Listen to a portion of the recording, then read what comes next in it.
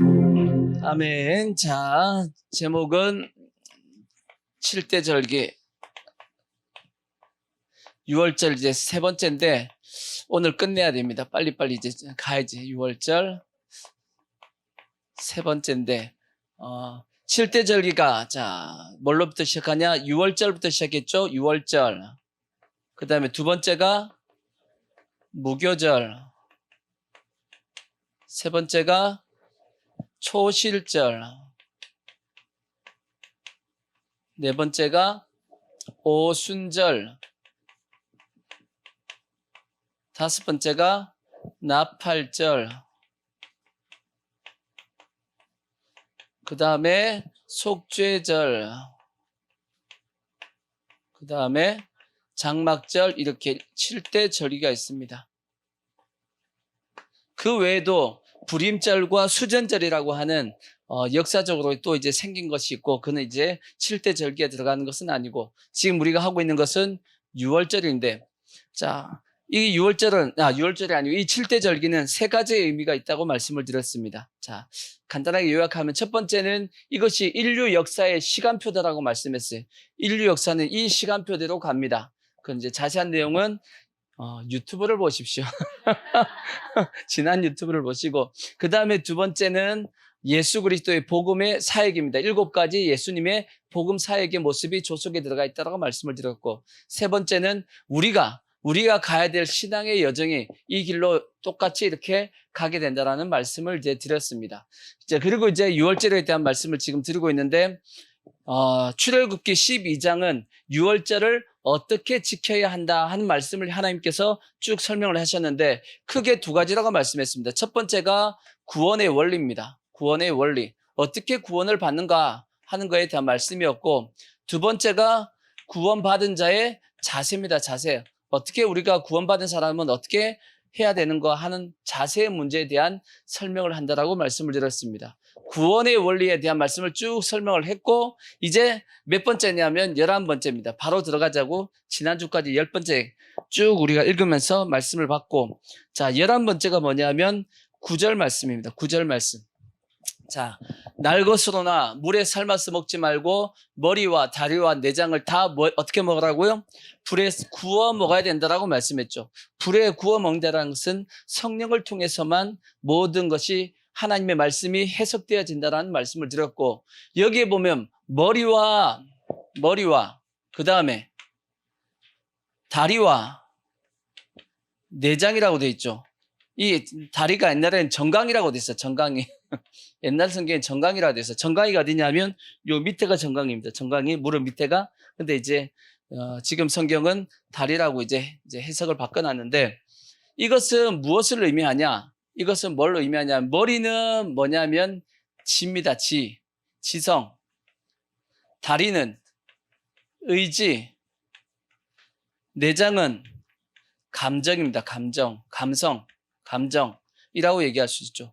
지, 정, 의 세 가지를 얘기하는 겁니다. 이 세 가지가 다 불에 구워 먹어야 된다는 뜻은, 우리의 신앙은 이 세 가지가 다 뭐 해야 된다는 뜻이냐면 다 균형을 갖추고 있어야 된다, 그 뜻입니다. 신앙이 지성만 있으면 안 돼. 지적, 머리만 이렇게 크면 안 됩니다. 그러면 어떻게 되냐? 이 사람은 모든 것을 다 이성으로만 해석하려고 그래. 그러면 이 사람들은 뭘 안 믿냐? 하나님의 역사와 이적을 안 믿습니다. 자기가 이해되는 것만 믿는 거야. 그렇게 하면 안 된단 말이에요. 그 다음에 또 두 번째, 원래 지정이니까 두 번째, 감정. 정으로만 움직이는 사람은 어떻게 될까? 이 사람들은 은사주의에 빠지기 쉬워요. 은사주의에 빠지기 쉬워가지고 자꾸 느낌으로 신앙생활 하려고 그래. 느낌으로 신앙생활 하는 게 아주 위험하단 말이에요. 느낌이 좋을 때는, 하나님의 성령이 나에게 감동할 때는 좋은데, 내 느낌은 하나님의 성령만 역사하신 것이 아니고 누구도 역사하냐? 마귀도 역사합니다. 마귀도 내 감정을 가지고 움직일 수 있기 때문에 이런 사람은 쉽게 마귀가 뭐 할 수 있냐면 미혹하기가 좋습니다. 또 특히나 우리가 이 감정과 느낌이라는 것은 점점 뭘 원하냐면 센 걸 원해집니다. 센 걸. 점점 센 걸 원한다고. 마치 마약을 하는 사람들이 점점 어떻게 해요? 더 센 마약. 적은 거는 느낌이 적으니까 더 센 거 찾다가 완전히 몸이 망가지듯이 신앙도 마찬가지입니다. 감정에 의지하는 사람들은, 이런 신앙생활을 하는 사람들은 점점 더 센 느낌을 찾다가 어디에 빠지냐면 이단에 빠지는 겁니다. 이해가 되시죠? 그 다음에 의지만 있는, 열심만 가지고 있는 이런 신앙은 어떤 위험이 있냐? 마치 베드로와 같이 실수가 많습니다. 생각하지 않고 그냥 확 저질러 버리는 거야. 그러다 보니까 베드로가 어떤 실수를 했어요? 예수님을 3번 부인하는 그러한 실수를 하게 되죠. 왜? 생각하고 움직여야 되는데 생각하지 않고 그냥 먼저 움직여 버리니까 삶에 실수가 많단 말이에요. 근데 이런 지성과 감성과 의지, 요것뿐 아니라 요 2가지 있고 1가지가 없어도 문제가 됩니다. 2가지는 있는데 1가지가 없어. 그럼 지성과 감성은 있어. 근데 뭐가 없냐? 의지가 없는 성도가 있어요. 그러면 이런 성도의 특징은 뭐예요? 저는 연약해서 못해요. 이게 이제 그런 분들의 특징입니다. 연약해서 뭐하다고요? 못합니다. 이게 뭐냐면 알아. 모르는 게 아닙니다. 지성은 가지고 있어. 그 다음에 느끼고도 있어.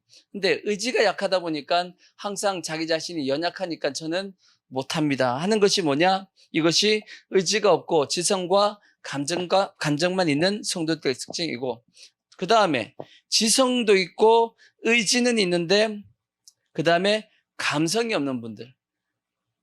지성과 의지는 있는데 뭐가 없어요? 감정이 없는, 어떤 쪽으로 빠질까요? 한번 생각해봐요. 지성과 감성은 있는데, 지성과 의지는 있는데 감성이 없어. 느끼는 게 없어. 어디에 빠지겠어요? 율법주의에 빠져. 율법주의에 빠진다고. 그래서 이런 분들은 온 교회에 다 이제 연약한 성도들을 다 지적합니다. 이것도 못하냐 저것도 못하냐. 그게 이제 지적하는 것이 뭐가 약하냐면 감정이 약하기 때문에. 감정이. 이게 율법주의에 빠진 분들의 특징은 뭐냐면 자기도 피곤해요. 자기도 피곤해. 왜? 자기도 자기의 율법을 지켜야 되기 때문에 자기도 피곤합니다. 그렇지만 다른 사람들의 연약함을 우리가 봐야 되거든. 다른 사람의 연약함을 보고 그 연약함을 품어야 되는데 그 연약함을 못 품고 못 느끼는 거죠. 그래서 그의 잘못을 자꾸 지적을 하는 겁니다. 그래서 이제 이런 분들은 어디에 빠지냐면 율법주의에 빠지는 경우가 되게 많단 말이에요. 그러니까 어떻게 보면 우리는 이런 분들은 뭐까지 빨리 가져야 되냐면 상대방 다른 영혼들의 감성까지도 그 연약함까지도 이렇게 느낄 수 있는 마음을 빨리 가져야 돼. 그러면 저렇게 연약한데 하면서 같이 가슴 아파해주고 같이 기도해주고 이런 모습으로 바뀌어가야 됩니다. 그 다음에 이제 감성은 있고 의지는 있는데 뭐가 없어요? 지성이 없는 사람. 의지도 있고 감성도 있었는데 뭐가 없어요? 지성이 있어. 그래서 이런 분들은 어느 쪽으로 빠지냐면 모든 걸 다 할 수 있다 그래. 다 할 수 있다 그래. 교회에서 뭐 하자 그러면 이제 어떤 일이 있으면 이거 이렇게 하면 됩니다라고 이제 막 주장을 합니다. 근데 이것저것 생각해 보면 그거 안 된단 말이야. 근데 뭐가 안 되냐면 절제가 안 돼.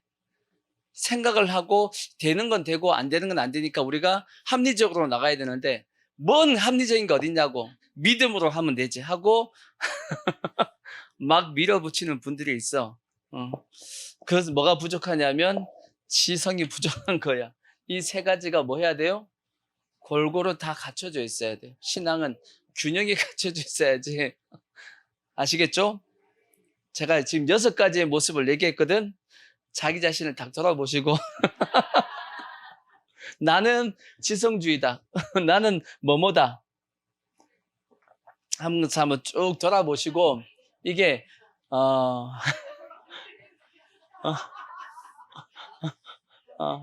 한번 쭉 생각해 보시고 이게 이걸 뭐 하려고 그러니까 우리의 신앙은 장점도 있고 단점도 있어요.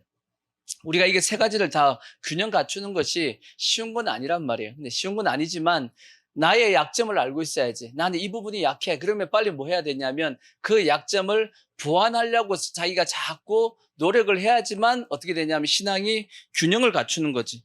그죠? 균형을 갖춰서 성숙한 모습이 되어지는 거니까 처음부터 균형을 갖추긴 쉽지 않잖아. 그죠? 한쪽에 열심히 하다 보면 한쪽은 약해집니다. 근데 한쪽만 계속 치중하다 보면 그의 신앙이 균형을 잃으면 안 되니까 그때는 본인이 빨리 깨달아야지. 균형을 잃어버리지 않게끔 하기 위해서 약한 부분을 빨리 보완하려고 해야지만 그의 신앙이 바르게 자라갈 수 있단 말이에요. 아시겠죠? 그러니까 여러분 각자가 쭉 보시고 나는 어디에 속했나 보시고 나는 저 부분이 약하네. 그러면 빨리 그 부분을 보완할 수 있는 그런 모습이 꼭 되길 바랍니다. 아멘. 자, 넘어가고, 요중다고 넘어가고. 그 다음에 10절 말씀 보시자고요. 12번째 뭐라고 돼 있냐? 아침까지 뭐 하지 말고, 남겨두지 말고, 뭘 남겨두지 말라는 거예요. 그치?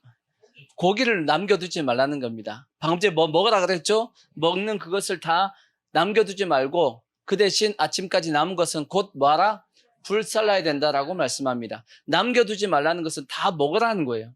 다 먹으라. 그러니까 그것은 오늘날로 얘기하면 오늘 주어진 그 말씀에 대해서 다 소화시키라는 뜻입니다.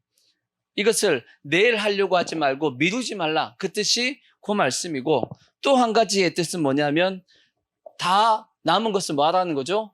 불살려라 그랬어요. 불살라라. 남겨두지 말고 불살라야 된다. 나머지는.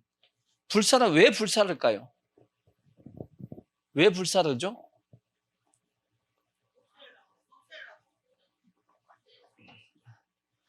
당연히 없애려고 불살라는 거지.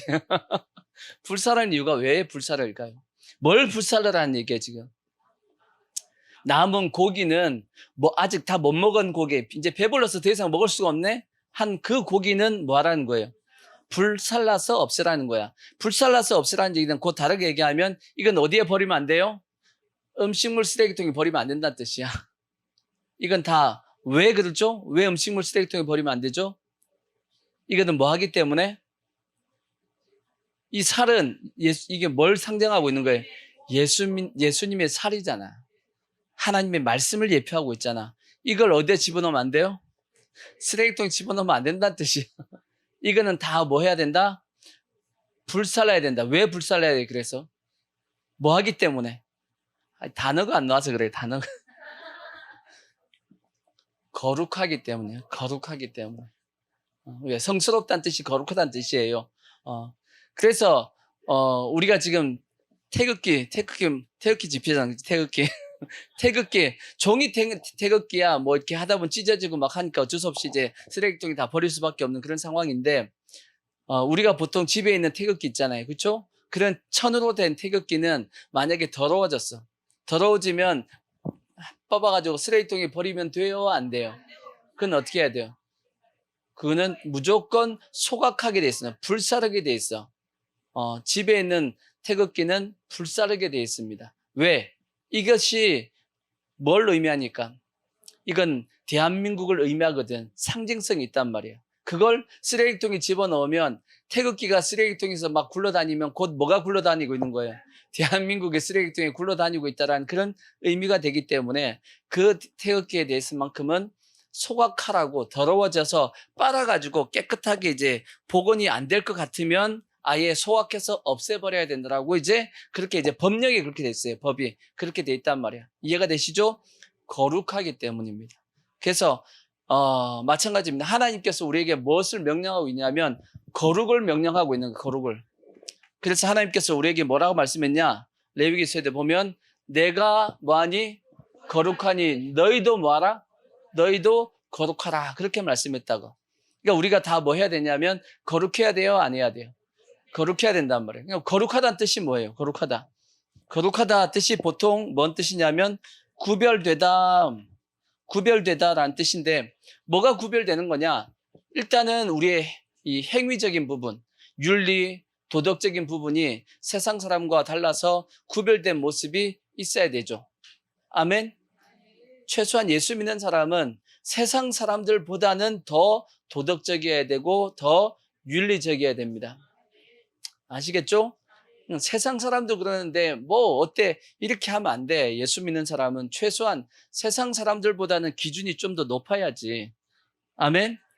그래서 예전에 한국교회 성도들은 세상 사람들보다 기준이 높았어요, 낮았어요? 높아가지고 예수쟁이라 그러면 그래도 우리보다 좀 더 나은 사람이다라고 세상에 얘기했는데 요즘 이게 다 무너져가지고 예수 믿는 사람이 더해. 이런 얘기를 들으면 왜 안 돼요?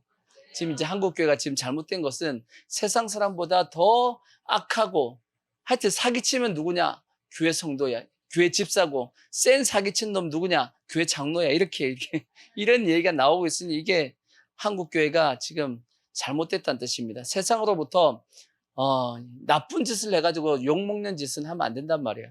예수 믿는 사람은. 아멘? 그러니까 우리가 좀 더 도덕적이고 그다음에 거룩한 삶을 살아야 되는데 그러면 성경은 이러한 모습만 거룩이라고 얘기했을까? 아니에요. 성경은 우리의 행위가 좀 더 도덕적이고 이걸 거룩이라고 성경은 말씀하고 있지 않습니다. 뭘 보면 알 수 있냐? 성경을 한번 찾아볼게요. 출애굽기 3장 5절을 보십시오. 하나님이 뭐가 거룩하다 그랬냐? 하나님이 이르시되 이리로 가까이 오지 말라. 내가 선 곳은 뭐다? 거룩한 땅이니 내 발에서 신을 벗으다 그랬어요. 뭐가 거룩하대요? 땅이 거룩하대. 땅. 이 땅은 누구냐면 모세를 하나님께서 불렀을 때 그때 하나님께서 너가 선 땅은 거룩한 곳이다 라고. 어디가 거룩하다? 땅이 거룩하다 그랬어요. 창세기 2장 3절을 한번 보십시오. 창세기 2장 3절을 보시면 이런 말씀도 있어요. 하나님이 그 일곱째 날을 복되게 하사 뭐하게 하셨다? 거룩하게 하셨다. 일곱째 날이니까 언제예요? 안식일이지. 안식일. 안식일을 뭐하게 하셨다? 거룩하게 하셨다라고 되어 있습니다. 이게 우리 행위하고 뭔 상관이야? 우리가 도덕적이고 윤리적인 거하고 저거하고 땅하고 안식일하고 관계 있어요, 없어요? 관계 없어요. 자, 출애굽기 13장 2절도 한번 보십시오. 또 뭐가 거룩하냐? 이스라엘 자손 중에서 사람이나 짐승을 막론하고 태에서 처음 난 모든 것은 거룩히 뭐예요? 처음 난 것. 처음 난 것. 이걸 뭐라고? 이것이 처음 난 것이 거룩하다라고 말씀했고. 그 다음에 출애굽기 19장 6절 보십시오. 19장 6절 보면 너희가 내게 대하여 제사장 나라가 되며 거룩한 백성이 된대. 이스라엘 백성이 또 뭐하다고요? 이스라엘 백성들을 하나님께서 거룩하다라고 말씀을 하셨어. 또 성경에 또 출애굽기 28장 43절을 보시면 아론과 그의 아들들이 회막에 들어갈 때나 제단에 가까이 하여 거룩한 곳에서 섬길 때 그 거룩한 곳이 어디죠? 저기는 성막이야. 성막도 거룩한 곳이라고 그랬고 그것을 입어야 죄를 짊어진 채 죽지 아니하리니 그와 그의 후손이 영원히 지킬 규례니라. 내가 그들에게 나를 섬길 제사장 직분을 위하여 그들을 뭐하겠다? 거룩하게 할 일은 이러하니. 제사장의 일이 뭐다? 제사장의 일이 거룩하다. 일이 뭐하다? 거룩하다. 그 외에도 제가 이제 안 찾을게. 시간 가니까 그 외에도 거룩하다라고 얘기했던 게 뭐냐 하면 제사장의 직분, 성막, 그 다음에 제사장이 입은 옷, 그 다음에 11조, 헌물, 우리의 결혼, 그 다음에 하나님의 이름, 사도들도 거룩하다 그랬고 하나님의 사역자들, 하나님의 사람들 다 하나님께서 뭐라고 그랬냐면 거룩하다라고 얘기했어요. 그러면 이것이 도덕하고 윤리하고 무슨 상관이 있어요? 상관이 있어요, 없어요? 없어요. 근데 왜 하나님께서 이런 걸 거룩하다고 그랬을까? 그러면 거룩의 정확한 의미는 뭐냐 하면 거룩이라는 뜻이 아까 뭐라 그랬어요? 구별되다. 또 다르게 뭐가 있냐면 특별하다 그 뜻입니다. 특별하다. 다르게 얘기하면 하나님께서 구별하여 특별하게 여기신 것이 있습니다. 지금 방금 얘기했듯이 이런 것을 하나님께서 구별해가지고 그러니까 특별한 거야 라고 말씀하신 것이 있다고. 아멘.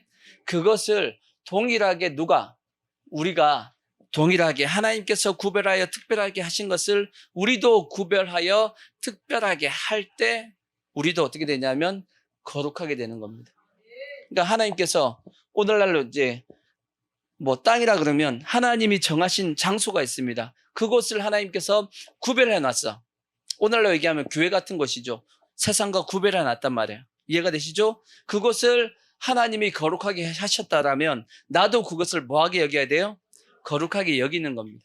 그렇게 여길 때 하나님은 나를 어떻게 생각하냐면 거룩하게 생각하시는 거예요. 안식일이죠. 주일입니다. 오늘날로 얘기하면 주일.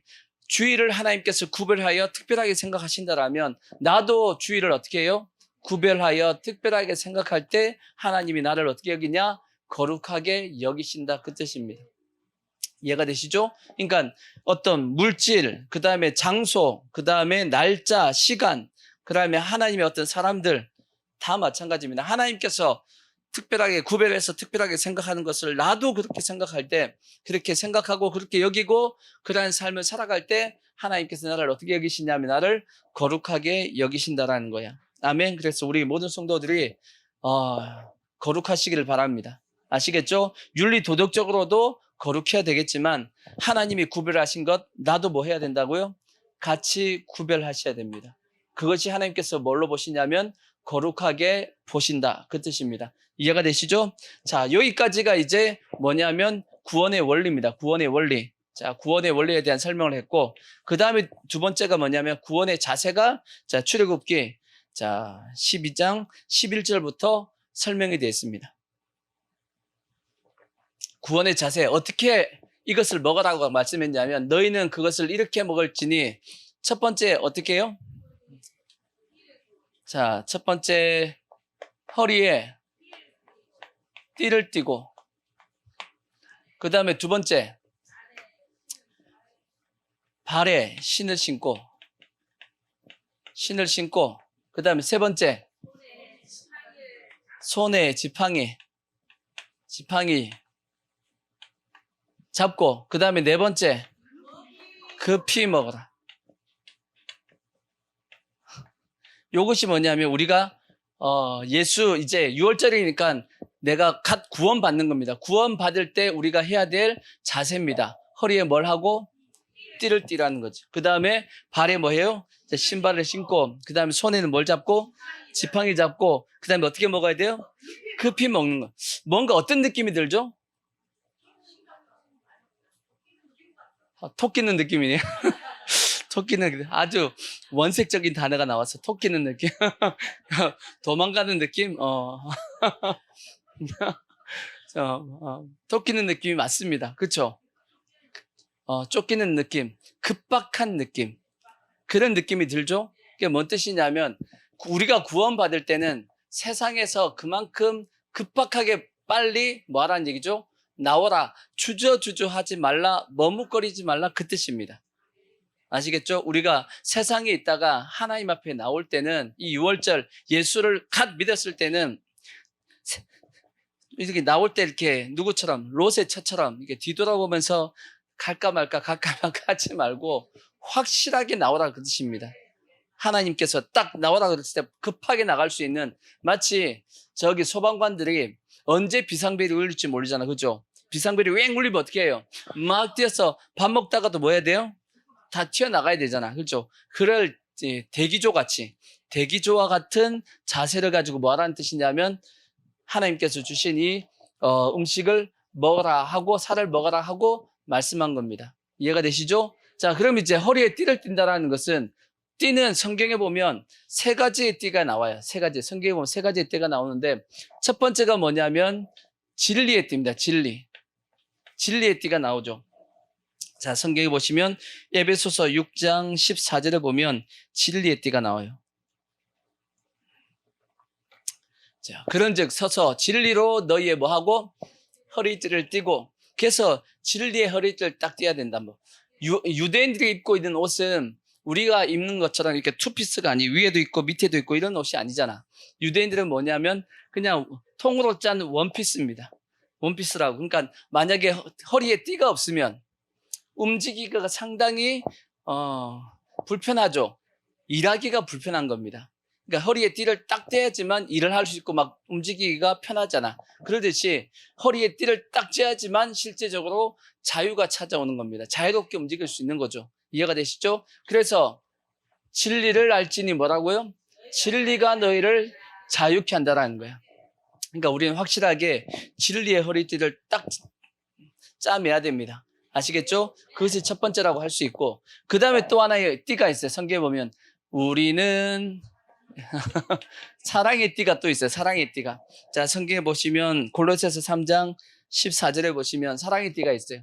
이 모든 것 위에 사랑을 다하라. 이는 온전하게 매는 뭐다?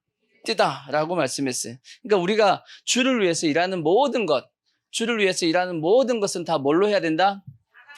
사랑으로 해야 된다라고 성경이 말씀하고 있죠. 만약 사랑으로 하지 않으면 그렇죠. 그래. 자, 고린도전서 13장 1절을 보시면 그런 내용이 있어요. 자, 보시면 내가 사람의 방언과 천사의 말을 할지라도 사랑이 없으면 소리나는 구리와 울리는 꽹과리가 되고, 내가 예언하는 능력이 있어 모든 비밀과 모든 지식을 알고 또 산을 옮길 만한 모든 믿음이 있을지라도 뭐가 없으면, 사랑으로 하지 않으면 이 모든 것도 아무것도 아니다라는 거예요. 그 다음에 3절, 내가 내게 있는 모든 것으로 구제하고 또 내 몸을 불살하게 내어줄지라도, 그죠? 뭐가 없으면, 사랑이 없으면 내게 아무 유익이 없느니라. 사랑으로 하지 않으면 아무 유익이 없고 아무 필요가 없다는 뜻이에요. 무조건 다 뭘로 해야 된다? 모든 일은 사랑으로 해야 되는 겁니다. 특히나 우리가 교회일 같은 게, 주일도 마찬가지예요.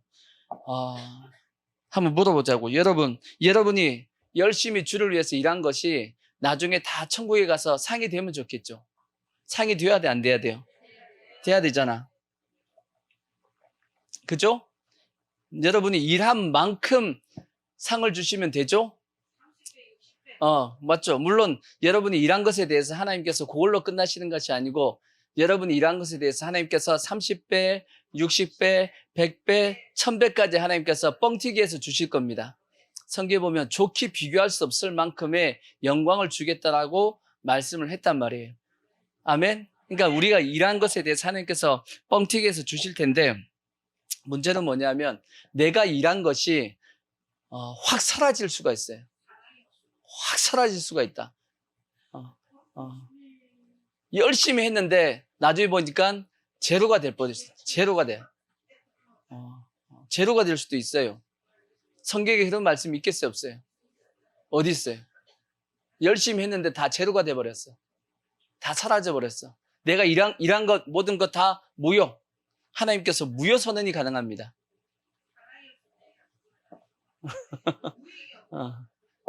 그런 말씀이 성경에 있을까요, 없을까요? 있어요. 내가 일한 모든 것이 무효가 되는 사건이 생길 수가 있다라고 성경에 말씀한 부분이 있어요. 위험하지. 억울하지 않겠어요? 그죠? 일한 만큼 내가 다 나중에 하나님 앞에 상 받으려고, 어떻게 보면 우리가 주를 위해서 일하는 거 다 뭐 하려고? 구원받고 상 받으려고 하는 거지. 그래요, 안 그래요? 열심히 위해서 뭐 전도하고 봉사하고 섬기고 다 나중에 주님 앞에 상을 생각하고 상 주심을 바라봅니다. 이 믿음을 가지고 우리가 일하는 건데, 그게 다 사라지면 그거 안 되지. 그러니까 근데 다 무효가 되는 사건이 성경에 있다라고 말씀하고 있어요. 무서운 사건입니다. 그 어디 있냐? 고린도전서 3장 12절에 있어요. 고린도전서 3장 12절.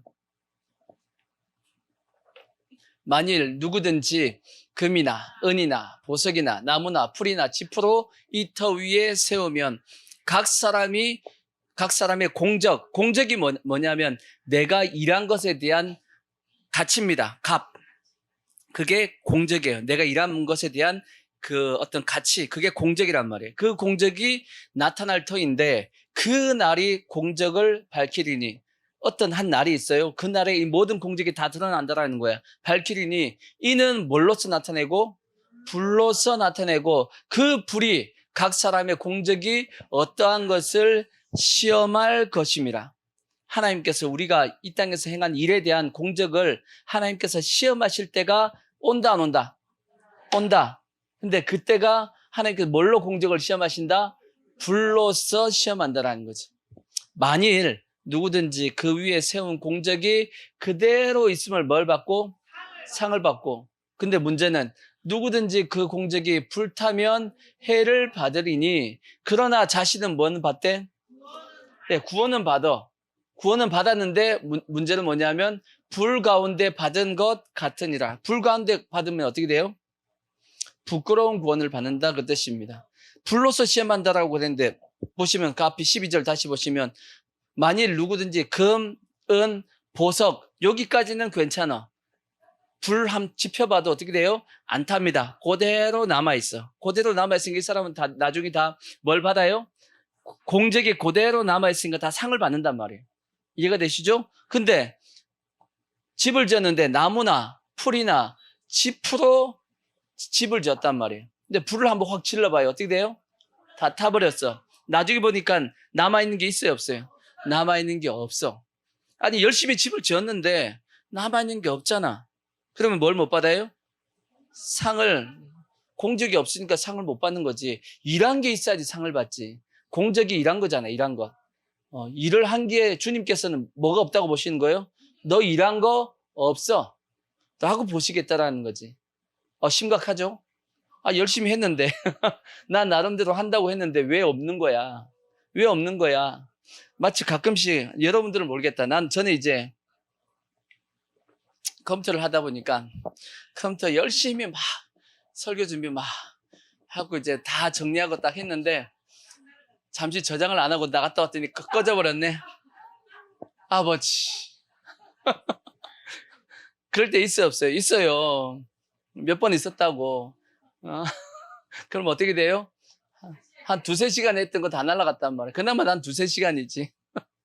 그러면 이 사람이 심리가 했던 것 또 하면 기분이 되게 안 좋습니다. 안 그런가요? 했던 걸 또 하면 처음 할 때는 그렇게 힘들지 않았는데 이상하게 했던 걸 또 하면 되게 힘들어. 근데 그러듯이 싹 지워져 버린단 말이에요. 싹 지워져 버리면 제가 실수로 지운 적도 있어. 내가 지우다가 잘못 지워가지고 내가 한 것까지 싹 지워버리는 경우도 있었는데 어이구 멍청아 이거 그럴 때 그럴 때도 있는데 하여튼 그래서 요즘은 조심하려고 좀 하면 중간중간마다 이제 저장을 뒤에 시키는데 하여튼 이제 그러듯이 열심히 주의를 했는데 그게 싹 사라지면 어떻게 되냐고. 그럼 왜 이 고린도전서 3장이 왜 이런 일이 발생하는 거예요? 사도 바울이 고린도 교회를 향해서 너희가 한 일 다 사라질 수 있어 라고 왜 그랬을까? 고린도 교회가 뭐 때문에 문제가 생겼어요? 그렇죠. 서로 잘났다고 나는 무슨 파. 자, 3장 1절을 보시면 자, 그 앞에 3장 1절 보시면 형제들아 내가 신령한 자들을 대함과 같이 너에게 말할 수 없어서 누구처럼? 육신에 속한 자 곧 그리스도 안에서 누구처럼? 어린아이들을 대함과 같이 하노라. 근데 고린도 교회 성도들이 이제 갓 예수 믿은 사람이 아니에요. 이제 갓 예수 믿은 사람이면 저렇게 해도 괜찮아. 왜? 어차피 애기니까 몰라서 저러는 거니까 이해가 된단 말이에요. 다 컸는데 저렇게 하니까 뭐가 없다? 상이 없다라는 거예요. 아주 신앙이 어린 사람이야 뭐 그럴 수 있지 모르니까.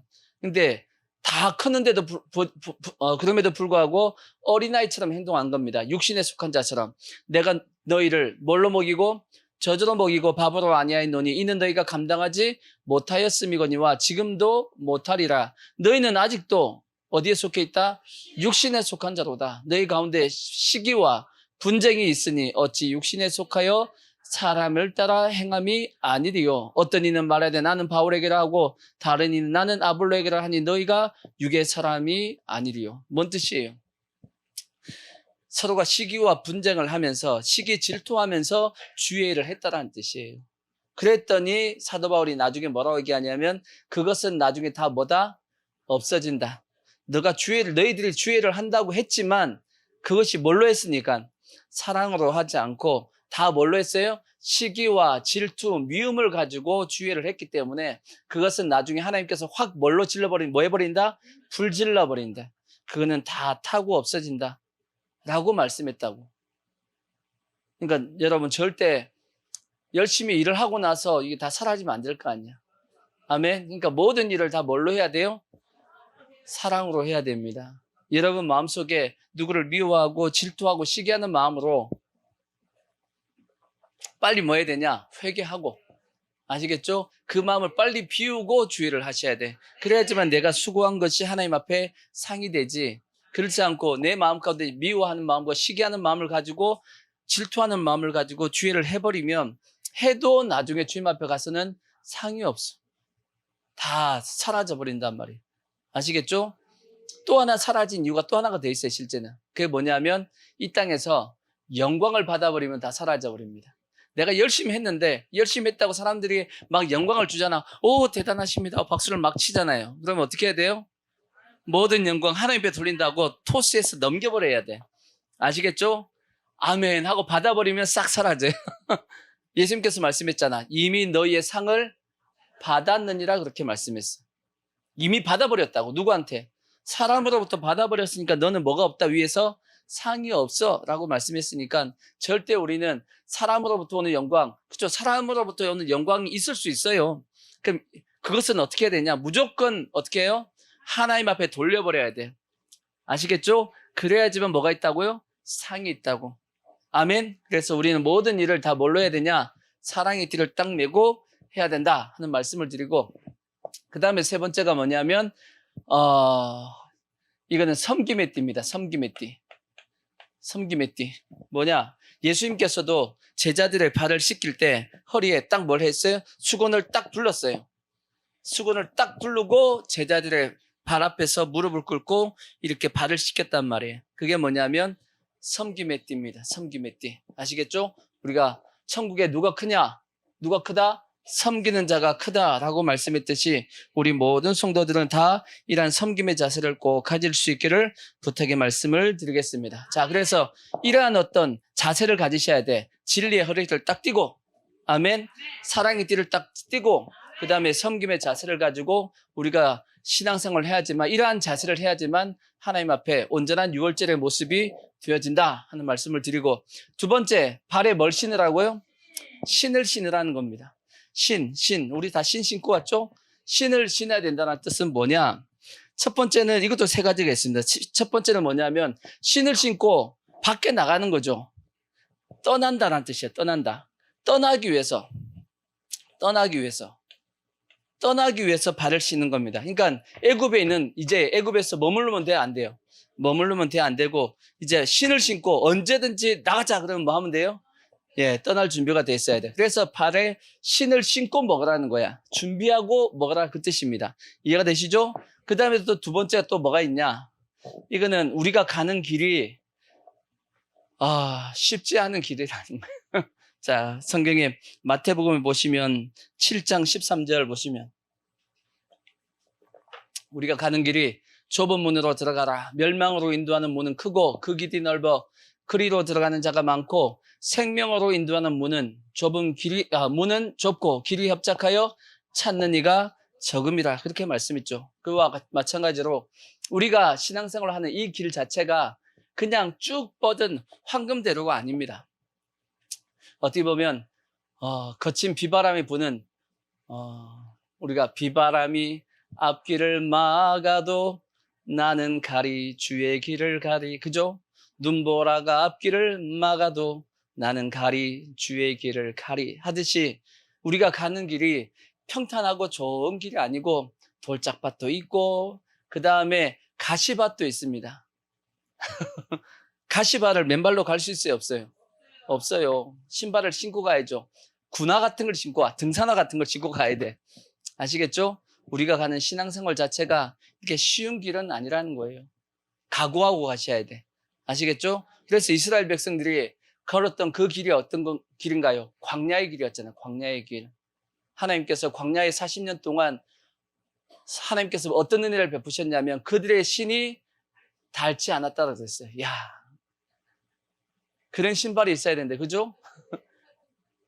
그러면 그 신 계속 신고 다닐 거예요? 여러분 안 신으면 뭘 신어 신기는 지겨워서 몇 달 신다가 안 신을 거다 아마. 여러분의 집에 신발장에 신이 몇 컬레나 있어요, 지금. 주여 아버지, 신발장이 좁아요. 참, 아니, 참. 신을 신발이 없어. 신발은 옷에 맞춰야 돼. 주여 아버지, 참, 우리가 진짜 잘 사는 거야, 지금. 옛날에 우리가 뭐 신발, 솔직히 예전에 신발장 없었어요. 우리 어릴 때는 신발장이 없었어. 그냥 문 앞에 있는 신발이 그거 다야, 그게 다였는데, 어느 날부터인가 신발장이 생기더니, 이제는 신발장이 다 작아졌어. 근데 신발장이 작아진 것이 아니고, 신발장에 신발이 가득해. 가득한데도 뭐가 없다 그래요? 신을 신이 없어. 주여 아버지. 요즘은 옷방이 있잖아, 옷방. 옷방이 있는데 뭐가 없어요? 입을 옷이 없다 그래. 주여 아버지. 옷 엄청나게 많은데도 입을 옷이 없대. 아버지. 근데 잘 살고 있는 겁니다. 진짜 잘 살고 있는 거예요. 감사하고 살아야지, 주여 아버지. 그래서 우리가 가는 길이 험한 길을 간다, 그 뜻입니다. 광야의 길을 걸어야 하기 때문에 하나님께서 우리에게 신을 신고 가야 된다라고 말씀하신 것이고, 그 다음에 세 번째 또 우리가 유명한 신이 있죠. 복음의 신이에요. 복음의 신. 우리는 무슨 신을 신어야 된다?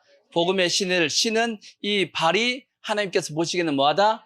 아름답다 그랬어요. 그러니까 복음의 신을 신고 가는 이 발 자체를, 발이 솔직히 아름다울 수 있나요? 우리의 지체 중에서 발이 제일 지저분하잖아. 근데도 불구하고 하나님은 이 발이 아름답대요. 왜요? 이 발을 통해서 우리가 복음을 전하기 때문에 하나님께서 이 발을 아름답게 보신대잖아요. 그러니까 우리가 다 복음의 신을 신어야 된다 하는 것을 이제 알 수 있고, 그 다음에 이제 그 다음 말씀 보자고요. 자, 출애굽기 12장 11절. 그 다음 뭐라고 말씀하냐? 너는 그것을 이렇게 먹을지니 허리에 띠를 띠고 발에 신을 신고 손에 뭘 잡고? 지팡이를 잡으라는 거야. 지팡이는 뭐겠어요? 지팡이. 이 지팡이는 어떻게 보면 우리가 그 광야길을 걸어갈 때 의지하는 겁니다. 그죠?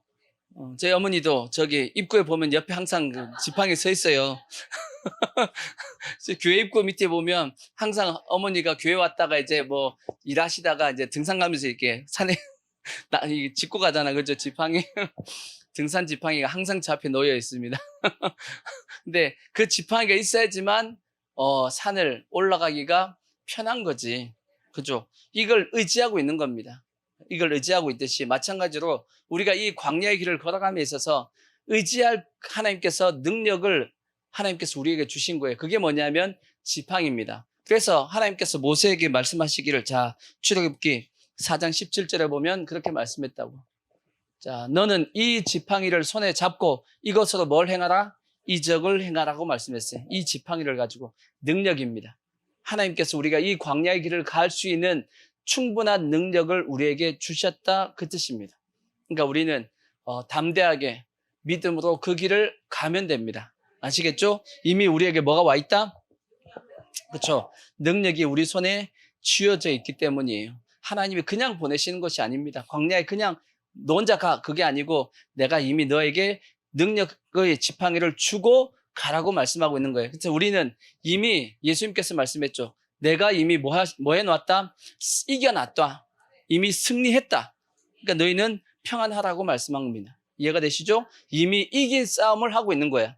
그래서 우리는 저 천국까지 감에 있어서 내가 잘해야지 가는 것이 아니에요. 이미 저것은 따놨어. 승리해 놨단 말이야. 그 믿음을 가고 우리가 묵묵히 그 길을 가면 됩니다. 아시겠죠? 그런 믿음의 모습을 가지시기 바라고, 그 다음에 또 어떻게 하라고 그랬냐면 급히 먹으라고 했어요. 급히. 뭐 이것도 마찬가지예요. 급히 먹으라는 것은 뭐 하겠어요? 천천히 먹지 말고 빨리빨리 먹으라는 것은 빨리 먹고 뭐 하라는 거예요?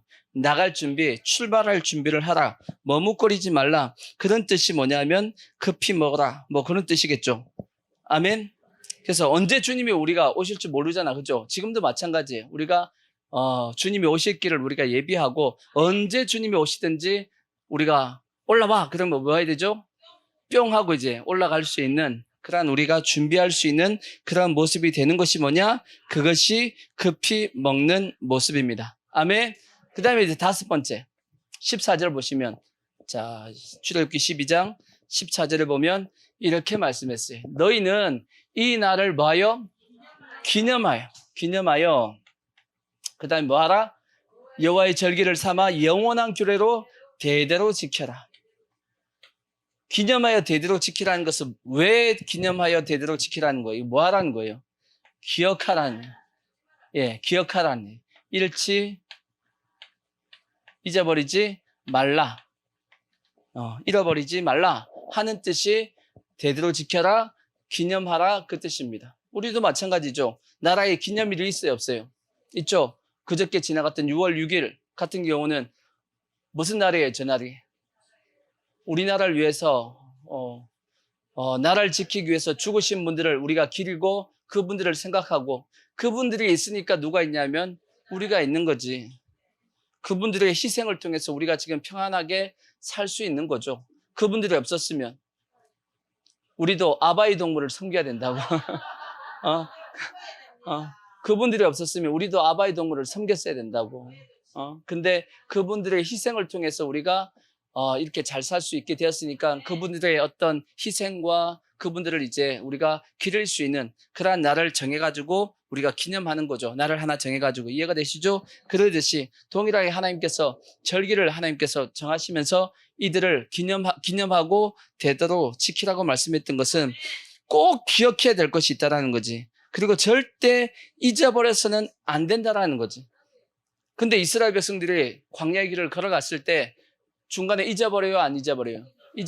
잊어버리고 기억하지 않으니까 중간에 뭐가 튀어나와요? 원망과 불평이 나오고, 그래서 결국은 원망하고 불평하다가 가나안 땅에 못 들어가게 되는 그런 일들이 발생하게 됐잖아. 그죠? 그와 마찬가지로 우리 또한 뭐 해야 되냐면 꼭 기억해야 되고 절대 잊어버려서는 안 되는 것들이 있단 말이에요. 언제? 이 6월절에 대해서. 아시겠죠?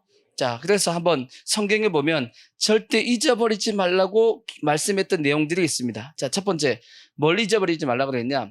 자, 신명기 6장 12절 보시면. 참, 적어봐야지. 자, 신명기 6장 12절. 잊어버려서는 안 되는 거. 첫 번째, 뭘 잊어버리지 말라고 그랬냐? 너는 조심하여 너를 애굽 땅 종되었던 집에서 인도하여 내신 여호와를 잊지 말고, 뭘 잊어버리지 말라 했냐면 여호와를 잊지 않는데 어떤 여호와냐? 너희를 애굽 땅 종되었던 집에서 인도하여 낸 하나님입니다. 15장 15절, 신명기 15장 15절도 보시면 너는 애굽 땅에서 종되었던 것과 내 하나님 여호와께서 너를 속량하셨음을 뭐하라? 기억하라. 애굽에 뭐가 되었음을? 우리가 애굽에 종되었던 요 삶을 뭐하고 있으라는 거예요? 기억하라는 겁니다. 이걸 오늘날 우리에게 적용하면 뭐예요? 우리가 예수 믿기 전에 어떻게 살았는지를 기억하라는 뜻입니다. 예수 믿기 전에 잘 살았죠, 그죠? 아우, 예수 믿어가지고 내가 망했어. 그런가요? 만약 예수 믿기 전으로 돌아가라 그러면 할렐루야 하고 돌아갈 거예요? 절대 안 되죠. 절대 예수 믿기 전으로 돌아갈 수 없어. 그죠? 성경에 예수 믿기 전에 우리가 어떻게 살았냐? 마귀가 끄는 그대로 끌려다녔다 그랬어요. 나는 내가 좋아서 막 돌아다니는 걸로 생각했는데 영적으로 보니까 성경은 뭐라고 말씀하냐면 마귀가 끄는 그대로 뭐예요? 끌려다녔다라고. 자, 고린도전서 12장 1절에 보면 그렇게 돼 있잖아요.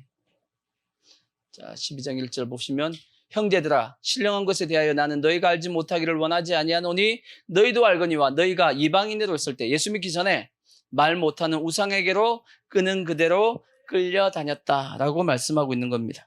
이게 예수 믿기 전 우리의 삶의 모습이었고, 그래서 우리가 예수님을 믿고 구원을 받은 겁니다. 자, 출애굽기 2장 23절. 이스라엘 백성들은 어떻게 했냐? 2장 23절 보면 애굽에 있을 때 여러 해 후에 애굽 왕은 죽었고 이스라엘 자손은 고된 노동으로 말미암아 탄식하며 부르짖으니 그 고된 노동으로 말미암아 부르짖는 소리가 하나님께 상달된지라. 하나님이 그들의 고통 소리를 들으시고 하나님이 아브라함과 이삭과 야곱에게 세운 그의 언약을 기억하셨다 돼 있어요. 이게 뭔 뜻이냐? 애굽에 있을 때 그들은 뭐 하고 있었어요? 고된 노동으로 인해서 고통당하고 있었고 하나님 앞에 살려달라고 부르짖고 있었다라는 겁니다.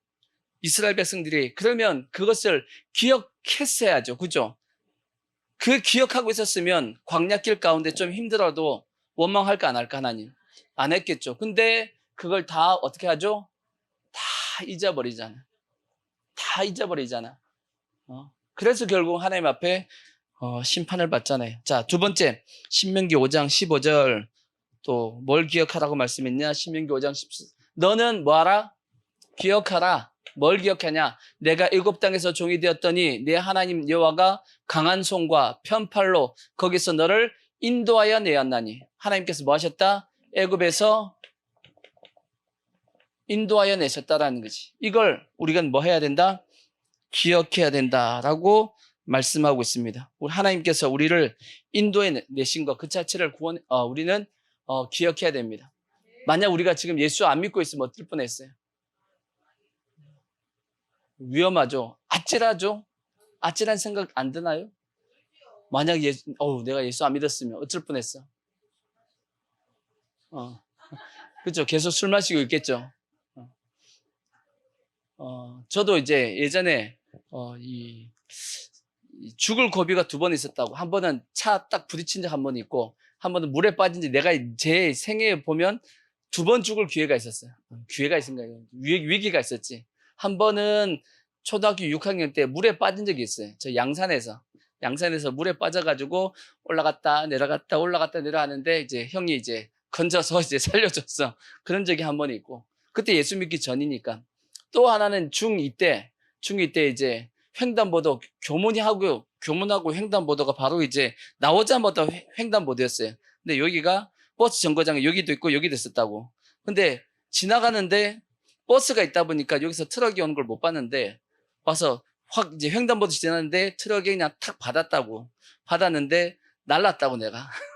딱 해서 넘어졌는데 잽싸게 도망갔어 나는. 놀란가 아니라 혼날까봐. 그때 순진해가지고 트럭 운전사한테 혼날까봐. 생각해보면 그때 빨리 진짜 놀란 사람은 트럭 운전사였고요. 학생이 부딪혀가지고 넘어졌는데 애가 사라졌어.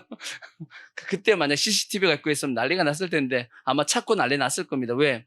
혹시나 내가 문제가 생기면 그거는 근데 하여튼 내가 생각해보면 그때는 내가 순진해가지고 뭐 그런 거 알겠어요. 그죠? 나는 횡단보도에 내가 뛰어갔으니까 그게 이제 주위를 내가 못 살피고 뛰어갔으니까 딱 부딪혀가지고 날라가지고 섰는데 하여튼 좀 손만 좀 많이 아팠어. 차 부딪혀가지고 막 하고 좀 까지고 했는데 근데 생각해보면 아찔해요.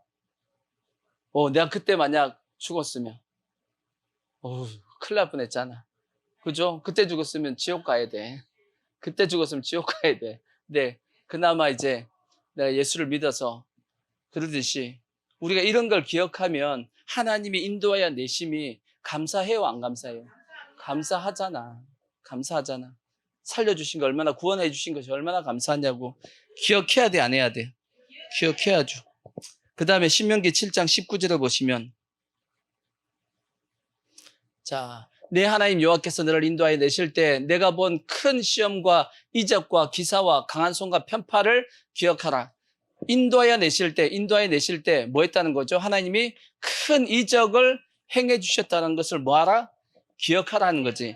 10가지 재앙도 있었고 광야길 가운데 하나님께서 만나를 내려주시고 반석에서 물도 내주시고 홍해도 갈라주시고 엄청나게 많은 이적이 있었어요, 없었어요?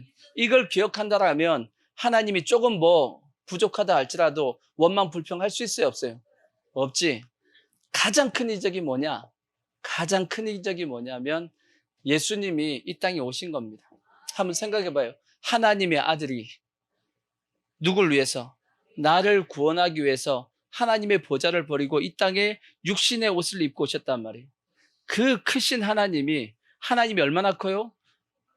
측량이 안 될 만큼 크신 그분이 이 땅에 뭘로 오셨냐면 정자로 오셨어.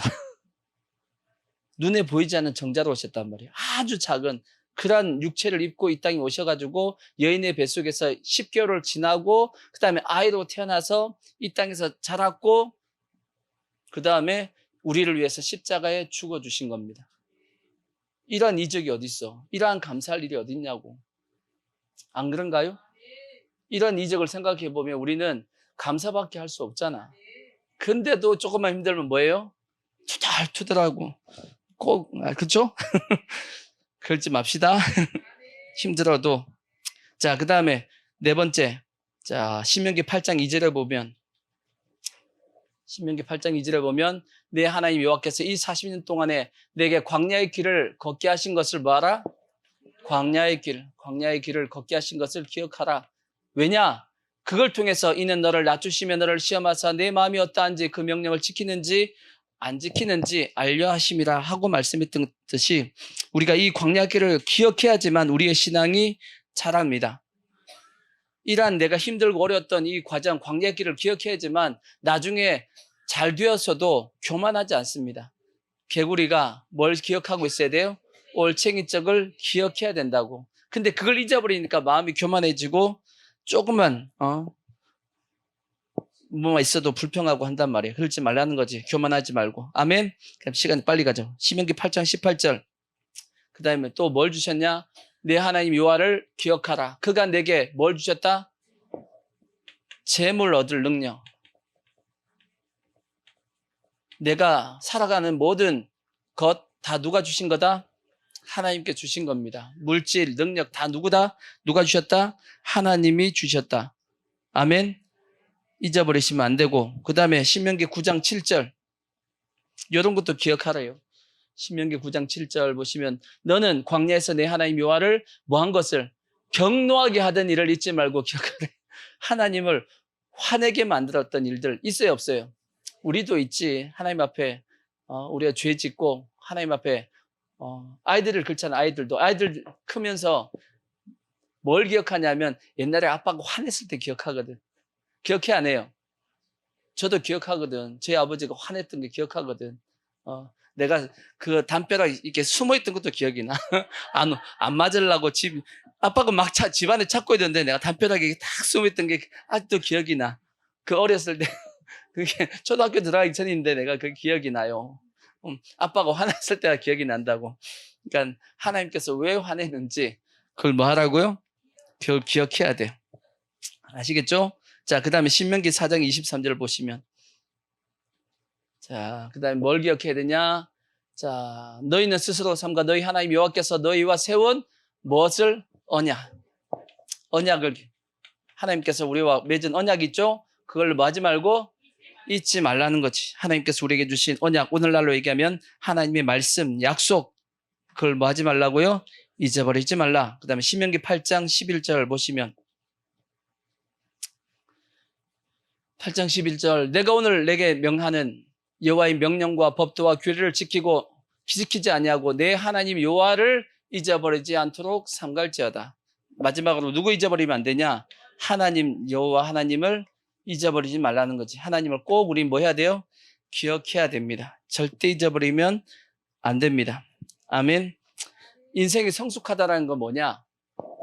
기억할 걸 기억하고 잊지 않아야 될 걸 잊지 않는 게 성숙한 겁니다. 그죠? 그걸 기억하고 있으면 그게 성숙해진단 말이에요. 마치 자녀 입장에서는 부모님이 나를 위해서 수고하신 그 수고를 기억하고 잊지 않으면 자녀는 뭐가 되냐? 효자가 됩니다. 그게 성숙함이지. 안 그런가요? 그 자녀가 그 부모의 그 수고를 다 잊어버리면 그거는 불효자가 되는 것이고 부모에 대해서 무시하게 되는 거지. 그게 성숙하지 못한 모습이죠. 마찬가지 부부지간도 마찬가지야. 서로에 대해서 힘들고 어려웠을 때 수고한 것에 대해서 기억하고 있고 하면 행복한 가정이 되는 거고 그걸 다 잊어버리고 당장에 이걸 생각하면 그 결국은 이제 가정에 불화가 생기는 겁니다. 그게 성숙하지 못한 가정의 모습이듯이 기억할 것을 기억하고 잊어버리지 않아야 될 것을 잊어버리지 않을 때 그게 성숙한 모습이 되어지는 겁니다. 아멘. 마찬가지로 하나님에 대해서도 마찬가지죠. 하나님이 나를 인도하고 계시고 하나님께서 나를 구원하기 위해서 어떤 수고를 하셨는지 그걸 다 기억하고 있으면 그게 성숙한 신앙이고 그걸 잊어버리면 그 자체가 성숙하지 못한 신앙의 모습이 되는 겁니다. 아멘. 그래서 우리 모든 성도들은 다 이 유월절을 예수죠. 예수 그리스도의 피, 십자가 그것을 꼭 뭐하고 기억하고 절대 잊어버려서는 안 됩니다. 아멘. 자, 이렇게 이제 결론적으로 이제 결론은 뭐냐? 이렇게 이제 유월절을 다 지켰단 말이에요. 유월절 딱 다 지켰더니 유월절을 정확하게 지켰더니 두 가지의 역사가 나타났습니다. 두 가지의 역사. 출애굽기 12장 31절을 보시면 요게 이루어져야 돼요. 요게 이루어져야지 유월절을 확실하게 지난 겁니다. 다 같이 읽어보자요. 시작. 밤에 바로가 모세와 아론을 불러 이르되 너희와 이스라엘 자손은 일어나 내 백성 가운데서 떠나 너희의 말대로 가서 여호와를 섬기며. 뭔 뜻인가 이게? 바로가 내쫓았습니다. 유월절이 확실하면 마귀가 넌 도저히 나하고 못 있어. 나가 하고 누가 쫓아내요? 마귀가 쫓아내요. 왜? 너는 하나님의 백성이지 내 자식이 아니다라는 거예요. 뭐가 확실하면? 유월절이 확실하면 그렇게 된다는 겁니다. 그래서 마귀가 못 건드리는 성도가 돼야 돼. 아시겠죠? 마귀가 너 내 편이야 이렇게 하면 안 되지. 넌 하나님 편이야. 가 하고 내쫓을 수 있는 신앙이 되기 위해서는 뭐가 확실해야 된다? 유월절이 확실해야 됩니다. 그 다음에 또 하나, 자, 출애굽기 13장 21절을 보시면 또 하나의 역사가 나타납니다. 그게 뭐냐? 여호와께서 그들 앞에서 가시며 낮에는 무엇이? 구름기둥이 그들을 길을 인도하시고 밤에는 불기둥을 그들에게 비추사 낮이나 밤이나 진행하게 하시니 낮에는 구름기둥, 밤에는 불기둥이 백성들 앞에서 떠나지 아니했다라고 되어 있습니다. 유월절이 확실하면 뭐가 딱 떠오른다고요? 구름기둥과 불기둥이 떠오릅니다. 성령의 불기둥, 말씀의 구름기둥이 딱 떠오르게 된단 말이에요. 뭐가 확실할 때? 유월절이 확실할 때입니다. 근데 오늘날 성도들이 이게 확실하지 유월절이 확실 안 하니까 뭐가 안 떠올라요? 유월절이 확실하지 않으니까 마귀가 아직도 너 내 거야 라고 아직 내 거야 하고 어정쩡하게 저게 내 편인지 저게 하나님 편인지 모르겠네 하고 헷갈리는 게 우리가 어정쩡하게 있어서 그래. 뭐가 확실해야 된다? 유월절이 확실해야 됩니다. 아멘. 유월절이 또 확실하면 뭐가 떠오른다? 구름기둥과 불기둥이 떠올라서 성령이 나를 인도하시고 말씀이 나를 인도하신단 말이에요. 구름기둥과 불기둥이 잘 안 떠오르면 뭐가 확실하지 않다? 유월절이 내가 확실하지 않다라는 것을 기억하시고 확실하게 유월절을 지나셔야 됩니다. 아멘. 어떻게 우리가 구원을 받는지, 어떻게 우리가 구원의 자세를 취해야 되는지를 우리가 정확하게 해서 우리 모든 성도들은 마귀가 너 내 편 아니야 하고 쫓아내고 구름기둥과 불기둥이 떠오르는 그러한 신앙의 모습이 되기를 부탁의 말씀을 드리겠습니다.